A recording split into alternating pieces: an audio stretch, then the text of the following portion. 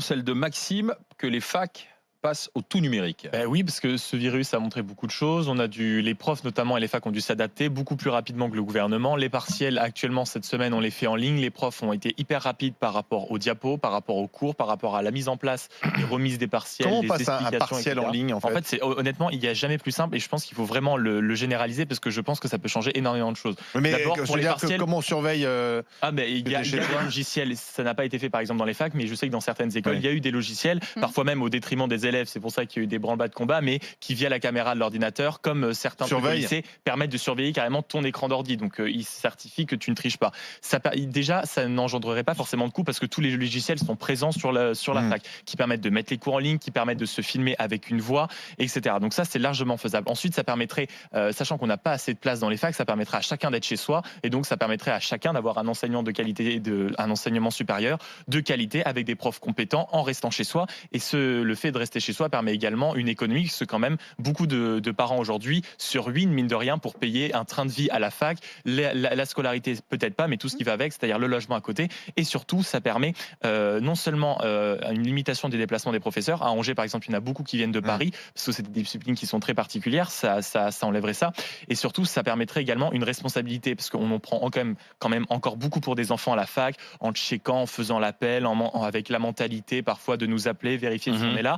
Le logiciel, c'est très simple, on dépose le devoir dans un créneau particulier, il est rendu bien, il n'est pas rendu. Tant pis, et au moins, il n'y aura pas d'élèves fantômes. On participe bien, on participe pas, on n'y est plus.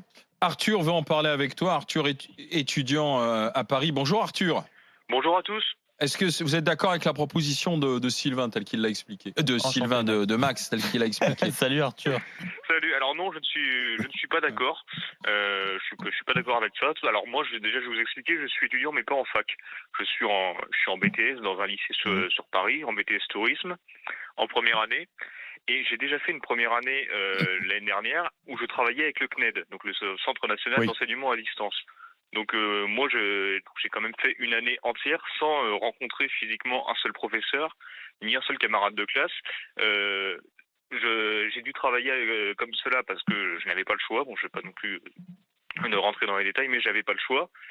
Et je l'ai fait quand même. Ça n'a pas été une année très bien. Bon, j'ai eu des bons résultats, mais il y avait rien de social, pas de rencontre. Tout ce qui manque, à mon avis, pour des études, pour un enseignement.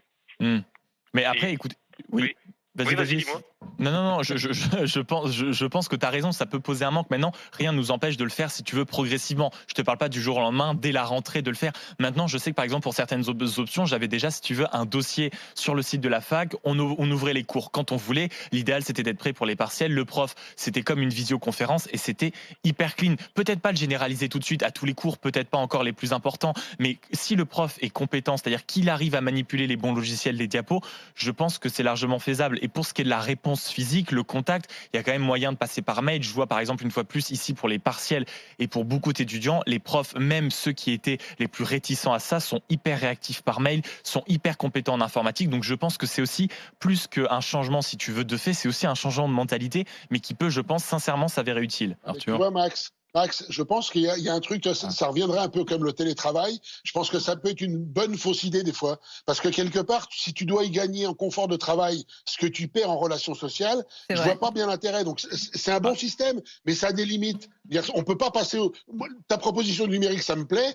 Au tout numérique, moi ça me gêne. Mais quand je te dis au tout numérique, ça peut être une évolution. Mais par exemple, si tu prends l'histoire, les TD par exemple, ou les cours vraiment qui sont vraiment spécifiques, je pense à la paléographie, en gros, qui est l'étude. La paléographie moderne, c'est de l'étude de vieux documents, des trucs du 19e siècle. Enfin bref, si tu veux, par rapport à ça, en effet, ça peut se faire en présentiel, c'est mieux. Mais regarde, on n'a pas assez de place dans les facs. On parle toujours des facs qui sont bondées, etc. Si tu mets la majeure partie des cours en numérique, c'est-à-dire si tu demandes aux élèves qui veulent venir, de venir enseigner le cours avec, si tu veux, déjà des connaissances qui sont intégrées pour faire des cours justement peut-être plus intelligents, justement, plus critiques, des cours critiques avec un prof, moins d'élèves, des cours plus intelligents, plus critiques, plus en présentiel, avec plus de débats. Je pense sincèrement que ça peut valoir le coup. Merci Arthur. Merci Johnny. Simplement, je pense qu'on peut même élargir et le numérique a été testé à l'école, au collège notamment. Moi, je vois ça, c'est vachement bien. Il y a des profs qui se sont mis au numérique et maintenant tout le monde a un ordinateur, tout le monde, les mômes savent se servir de tout ça. Il faudrait vraiment l'expérimenter. Et on voit la mentalité des cours. Voilà pour les 3 propositions. Maxime, faire passer les facs et l'enseignement supérieur au tout numérique. Marianne,